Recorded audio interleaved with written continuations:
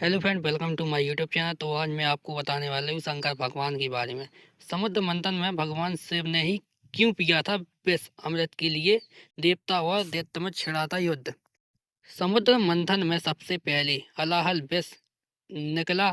जब देवता और दानवों को कोई उपाय नजर नहीं आया तो सभी मिलकर देवों के देव महादेव के पास सहायता मांगने पहुंच गए। तब स्वयं देवों के देव महादेव ने ही इस हलाहल विष को पीने का बीड़ा उठाया।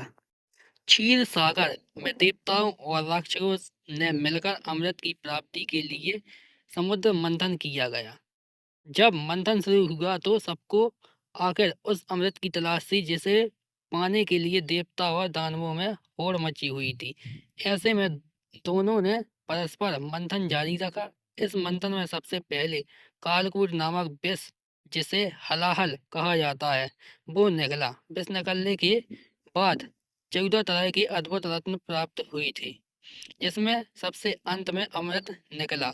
इस मंथन में हलाहल विष कामधेनु, उच्च श्रवा, इरावत, कौस्तभ, मणि, कल्पवृक्ष, रंबा देवी, लक्ष्मी, बारुड़ी मदिरा, चंद्रमा, परिजात, पुष्प, पांचजन्य, शंख, ध्वजंत्रिंत और अंत में अमृत निकला। कहा जाता है कि इस गंध और निकल रही है तीव्र ज्वाला से सभी देवता तथा राक्षस बेचैन होकर त्राहिमाम करने लगे। इसे कहीं फेंका नहीं जा सकता क्योंकि इसका तेज इतना था कि समस्त सृष्टि विनाश हो सकती थी।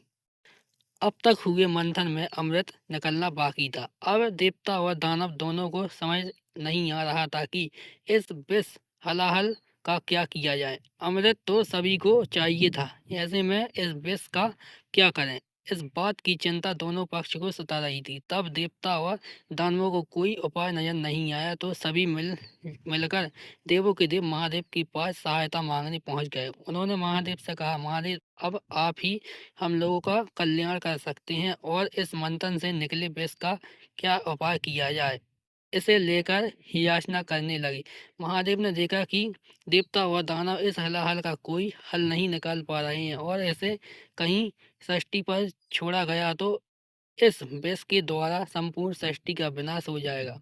इसे ना तो किसी राक्षस में इतनी क्षमता थी और ना ही देवों में इसे ग्रहण करने की ताकत। तब स्वयं देवों के देव महादेव ने ही इस हलाहल विष को पीने का बीड़ा उठाया। इसके पश्चात महादेव ने उस विष का प्याला लिया तथा एक पल में ही संपूर्ण विष को मंद मंद मुस्कुराते हुए अपने कंठ में उतार लिया। कंठ तक आते आते भगवान महादेव का कंठ नीला पड़ने लगा। इसे देख माता पार्वती ने महादेव के कंठ पर फौरन हाथ रख दिया और उस विष को नीचे उतरने से रोक लिया, जिसकी वजह से वह विष महादेव के कंठ में ही स्थित यानी रुक गया।